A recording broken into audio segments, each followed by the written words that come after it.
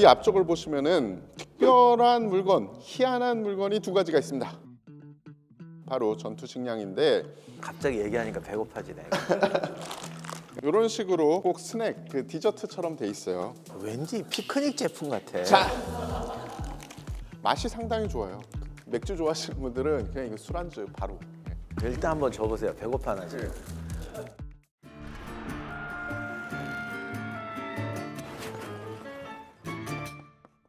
안녕하세요. 군사 전문 기자 태상호입니다.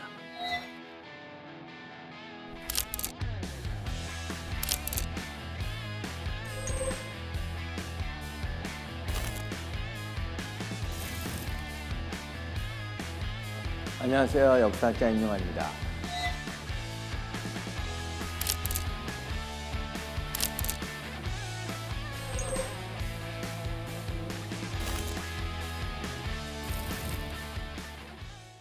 전투는 사기고 전쟁은 보급이다라는 말이 있는데요. 동서고금, 전시와 평시를 막론하고 군대를 유지하고 움직일 수 있게 해주는 수단은 바로 보급입니다.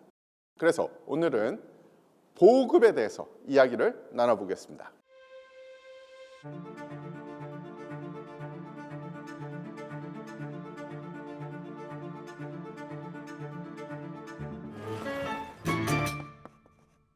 임용환 박사님이 보급의 역사, 특히 전투 식량에 대한 흥미진진한 지식이 엄청나시잖아요. 뭐 그렇진 않은데. 그래서 오늘 더더 기대가 됩니다. 러시아 속담에 이런 말이 있다고 해요. 빵은 가장 무서운 적이다. 굶주린 병사는 단 한 걸음도 전진하지 못한다. 근데 저는 이게 사실 어느 나라 군대나 이런 말 다 있잖아요. 근데 왜 굳이 러시아에 있을까? 이 나라가 멀잖아. 여기는 군대 전쟁 한번 나갔다면 2,000km를 걸어가야 돼요. 진짜 웃기는 나라야. 2,000km를 걸어서 적진 100km 들어갔다 집에 갈 때 또 2,000km를 걸어서 돌아가야 되는 나라거든요. 죽자고 걸으면 굶어 죽기 전에 국경 끝까지 갈 수 있어요, 한국은. 근데 쟤들은 10분의 1도 못 오고 죽는 나라예요. 그러니까 보급 문제, 저 빵 얘기가 저렇게 나오는 거죠. 그만큼 보급이 중요하기 때문에 그래요. 결국 정복자의 군대는 결국 보급의 승리였죠. 모든 전쟁을 10이라고 보면은 전투는 1, 2뿐이 안 되고요. 8 정도는 보급, 유지, 보수 이런 것 같습니다. 전쟁터에서 이제 무기와 총알만큼이나 중요한 게 역시 먹는 거죠. 먹는 것, 입는 것. 어떻게 보면 장기전, 장거리 원정은 먹는 거, 입는 거로 승부가 납니다. 독일군이 러시아 들어갔을 때 독소전쟁 때 제일 후회했던 게 우크라이나가 원래 면화 생산지잖아요. 갔더니 면화가 어마어마한 재고가 있더래요. 근데 이거 우습게 보고 지나갔대요. 나중엔 거기서 얼어 죽으면서 그때 그 어마어마한 면화를 그냥 버린 거를 엄청 후회했다고 그러더라고요. 그러니까 사실 총알보다 중요한 게 먹는 거 입는 건데 러시아군이 지금은 좀 상황이 좋아졌겠지만 처음에 이게 준비 없이 갔잖아요. 그리고 전쟁이 갑자기 길어지니까 그냥 쌓아놨던 재고품들을 가져와가지고 아마 전쟁 초창기에 유통기한 20년이 지난 전투 식량을 보급했다. 지금은 다 먹어서 신품이 올 것 같은데 이런 것들이 러시아군이 사실 장기전을 할 준비가 안 돼 있다 보니까 이렇게 되고 그런 시스템이 이제 제대로 안 되니까 러시아군이 개를 잡아먹었다, 우크라이나 마트에서 상품을 약탈했다 이런 얘기들이 막 나왔었죠. 근데 이것도 사실 조금 과장된 건 있어요. 얘들이 굶주렸다기보다는 군인들이 이게 전투 식량 같은 것만 먹고 또 못 버티잖아요. 네. 군인들은 민간 음식을 먹고 싶은 거예요. 제가 예전에 전쟁사 처음 공부할 때 제일 의아했던 것 중에 하나가 백마고지 전투 때 보급 장교분이 근데 그때 참 못 살던 시대라 뭐가 없잖아요. 그냥 찝차 차고 돌아다니면서 사탕 하나라도 구하려고 돌아다녔대요. 우리가 지금 들으면 좀 어이가 없죠. 아니 무슨 보급 장교가 사탕 구하러 다녀. 현 전쟁 해보면 초콜릿, 주스 한 컵 이런 것들이 병사들한테 주는 이익이 엄청납니다. 러시아 군들이 마트를 털고 이러는 것도 군용 식량이 충분히 보급돼도 저렇게 털어요. 그만큼 보급이라는 게 단순히 먹고 사는 문제가 아닙니다. 말씀하신 대로 저도 미군하고 같이 그 중군을 할 때 이라크에 있었던 병력들이 대부분 한국에 있다가 왔던 그 미 2사단에 있었던 병력들이었어요. 근데 제가 한국에서 왔다라는 거를 알게 되니까 그 사람들이 그러더라고요. 혹시 소주가 좋은 거 있나? 어떻게 가져갑니까 이라크에 무슬림 국가의 소주를 가져가는 거는 불가한데 그들이 얼마나 그런 사제 음식을 먹고 싶은지 그런 거를 보여주는 일화다. 역사적으로 군대의 원활한 보급을 위해서 수많은 사람들이 고민을 해왔어요. 그 결과 많은 기술들이 그 와중에 개발이 되는데 여기 재미난 것들이 많거든요. 그래서 박사님에게 소개를 듣도록 하겠습니다. 전쟁터에서 이게 보급이 제일 문제 중에 특히 이제 먹는 게 문제가 되는 게 옛날 사람 다 입이 짧잖아요. 15년 전에 20년 전만 해도 외국 나가면 일주일 쫄쫄 굶다 오는 사람들도 많았습니다. 근데 옛날 군대는 더 하잖아요. 그러면 이걸 가지고 가야 돼요. 1000km 원정을 가다 보면 운반비가 더 들어요. 우리나라 기록에도 보면 한 100km 이상을 가면은 수송비로 군량이 3배, 5배가 들어갑니다. 그러니 뭐 말도 못하죠. 그래서 이거 식량을 컴팩트하게 수송하는 방법이 없나. 나폴레옹이 국가 공모전이라는 걸 만들어서 식품을 장기적으로 오래 보존하는 방법을 찾아내는 사람한테 거의 60년치 임금을 줬다고 그래요. 공모전을 내서 나왔던 게 병절임이죠. 이게 단순히 제품만 좋아야 되는 것도 아니고 생산이라든가 효율성이라든가 이걸 다 따집니다. 그리고 이런 것이 규격화되고 표준화돼야 분송이 쉬워지죠. 그러니까 이런 걸 다 표준화시켜서 공모를 하게 되는 겁니다. 그러니까 병절임도요. 사실 가만히 보면 우리는 보존한다고 생각하는데 병이 사이즈가 표준화되면 마차에 규격화돼서 실을 수가 있어요. 근데 양배추 같은 거 그냥 실었다고 생각해 보세요. 규격이 안 돼요. 그러면 떼먹는 게 거의 30%. 아니 뭐 어떡할 거야. 자 가득 실어 왔대는데. 그러니까 마차 한 대당 양배추를 몇 개 실어야 된다는 이 관리가 안 됩니다. 중간에 다 떼먹어요. 최소한 50% 이상 떼먹습니다. 이러면 망하는 거예요. 그런데 병조림은 마차에 100개 실른다 그러면 딱 표준화돼서 실을 수가 있거든요. 그러니까 그 장비 표준화 이런 것들을 통해서 합니다.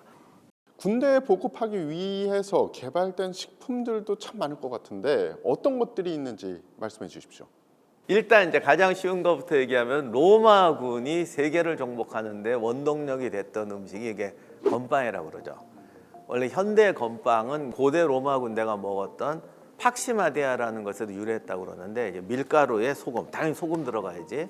그다음에 이제 물로만 만든 빵인데 수분을 말리니까 유통기한이 길고 보존성이 뛰어나서 장거리 원정이나 전투에 적합했다. 미군은 지금도 건빵을 하드텍이라고 그러는데 그러니까 딱딱하다는 뜻이죠 이게. 그래서 19세기 내전 시에 이제 비상식량으로 사용했고 우리나라에서 지금 쓰는 건빵은 이게 일본 영향을 받은 걸로 일본의 칸판, 마른 판이란 뜻인데 재 대비용 식량으로도 많이 사용해요. 근데 일본은 전쟁을 많이 해가지고 이 말린 음식들 되게 많이 개발했어요. 천수각 같은데 저장하는 것 중에 뭐 말린 콩, 뭐 말린 해산물 그런 거 되게 많더라고. 우리나라는 전쟁도 많이 안 하고 워낙 농업사회다 보니까 이게 이동을 안 하잖아요. 유목민이 없잖아요. 그러면 이게 안 와요. 전투식량이. 그래서 임진왜란 기록도 가만히 보면 조선군은 그냥 밥 먹듯이 먹어요. 쌀이 참 좋은 식량인데 전쟁터에서는 최악이에요.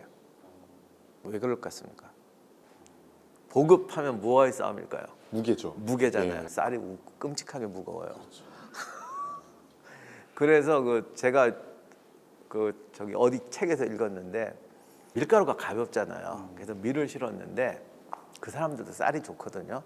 그래서 저 성을 점령하면은 쌀밥을 해 먹자. 그래갖고 몰래 쌀을 실었대. 예. 그래서 장교들끼리 우리끼리 먹자. 하루 행군하고 무거워서 안 되겠다. 빨리 먹자. 그래서 다음부터 쌀은 절대 안 갖고 다닌다. 근데 한국 사람도 옛날에 밀을 별로 안 먹고 국수 같은 거 별로 보급이 안 됐으니까 결과적으로 이게 쌀밥을 먹기 시작하니까 보급이 힘든 거예요. 이 앞쪽을 보시면은 특별한 물건, 희한한 물건이 두 가지가 있습니다. 바로 전투식량인데 좌측에 있는 거는 대만군의 전투식량이고요. 우측에 있는 것은 미군의 MRE라는 전투식량입니다.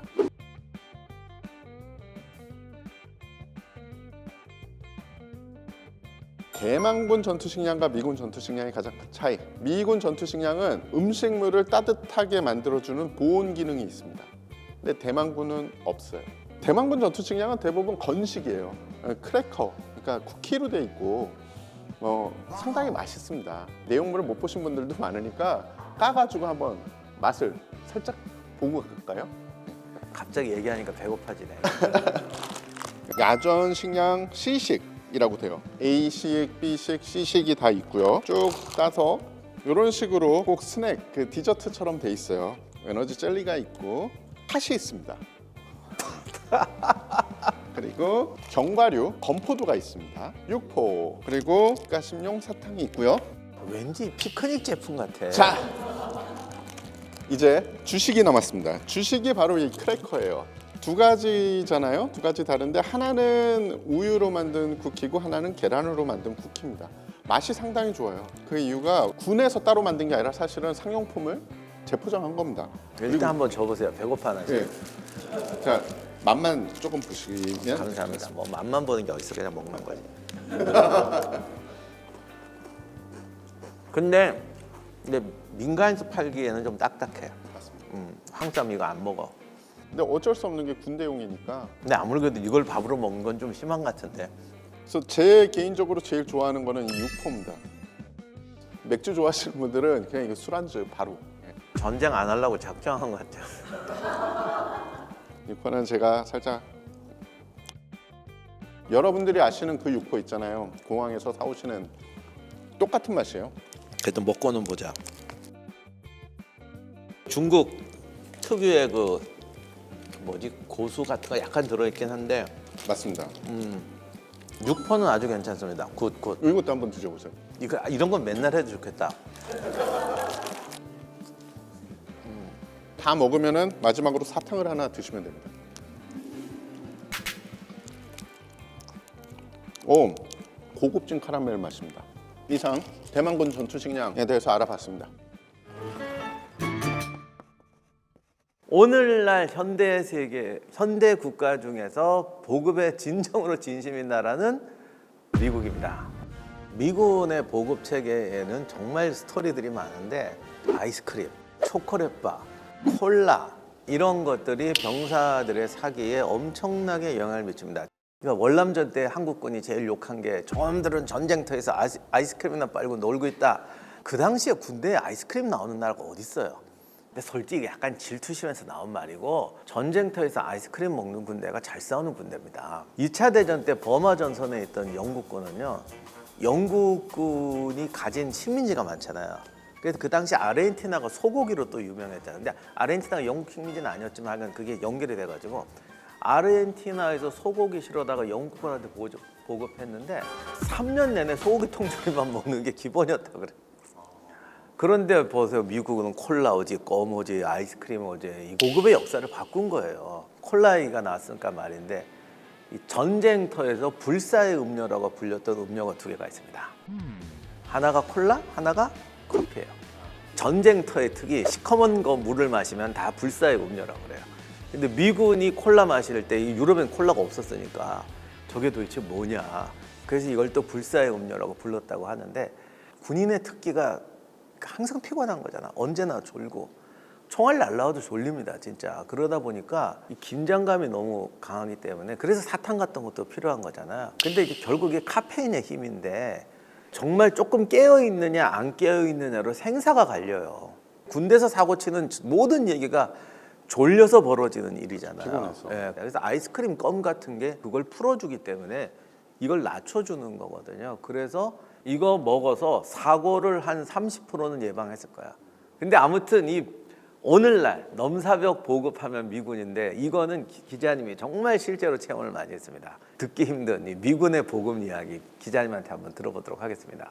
일단 미군 보급이 현대전에서는 잘 이루어지고 있다는 게 다른 나라는 보급을 해줄 수 있어도 정확한 아군의 위치를 몰라서 랑데뷰 포인트를 못 맞추는데 미군은 기가 막히게 맞추죠. 왜냐하면 워낙에 우주력이 발달해 있잖아요.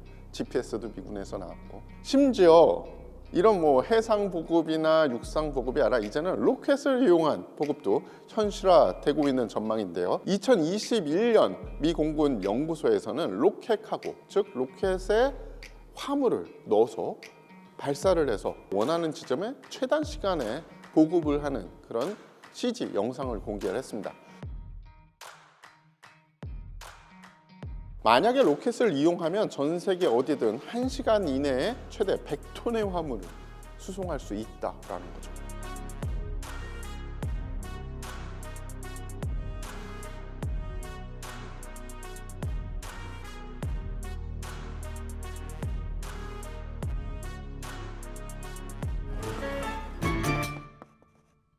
역사적으로 현대에서도 군대를 유지하고 움직일 수 있게 해주는 게 보급입니다. 그리고 이 보급은 전투의 양상을 바꾸고 최종 승부까지도 바꿀 수 있는 변수입니다.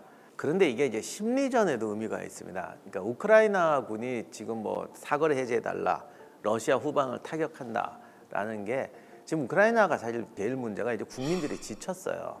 지치고 많은 병사들이 희생되면서 이제 국가가 이제 이걸 재정비를 해야 되는데 어떤 자신감이 떨어졌을 때 우리가 적의 보급창을 때릴 수가 있다. 그렇다면 전세가 역전될 수도 있겠네. 다시 한번 사기를 올리고 투지를 가질 수 있는 이런 계기를 만들어 주려고 하는 거죠. 사거리 해제라는 게 실제 보급기지 타격에도 큰 효과가 있겠지만 사기를 올리는데도 큰 도움이 되고, 그리고 이제 전쟁터에서도 뭐 항상 적의 보급창에 불났다, 뭐 식량을 불태웠다. 옛날에는 식량 한번 날라오려면 엄청 힘드니까요. 그래서 이런 것들이 군대 사기를 올리는데 엄청나게 기여를 합니다. 오늘 이렇게 전투의 양상과 전쟁의 승패까지 가를 수 있는 주요 요소, 군대의 보급과 수송에 대해서 이야기를 나눠봤는데요. 저는 이야기를 하면서 사실은 약간 기술이 바뀌고, 그리고 좀 더 음식의 맛이 맛있어지고, 기믹이 붙은 거를 제외하면 나폴레옹 시대나 지금이나 인간이 생각하는 우리가 전투에 이기기 위해선 보급과 수송이 어떻게 돼야 된다, 이런 원리 원칙은 똑같다라는 생각을 박사님의 말씀을 듣고 느끼게 됐습니다. 박사님, 마지막으로 소감을 한 말씀 해주신다면 어떤 게 있을까요? 보급이라는 게 생각보다 상상 초월로 중요하다는 거예요. 그래서 군인들이야말로 몸에 붙이고 있는 수천만 원, 수억짜리 장비를 제대로 활용하기 위해서는 잘 먹고 즐겁게 먹어야 됩니다. 전투 식량 개발하고 하는데도 옛날에 아깝다고 생각한 분들 많았잖아요. 맞습니다. 그런 부분에 대해서 우리가 좀 더 많이 바뀌어야 될 것 같고, 군인들이 편하게 만들어주는 게 보급이 아니다. 흔히 복지처럼 보이는 이 수많은 것들이 정말 필요한 것이다라는 걸 온 국민들이 같이 이해했으면 좋겠습니다.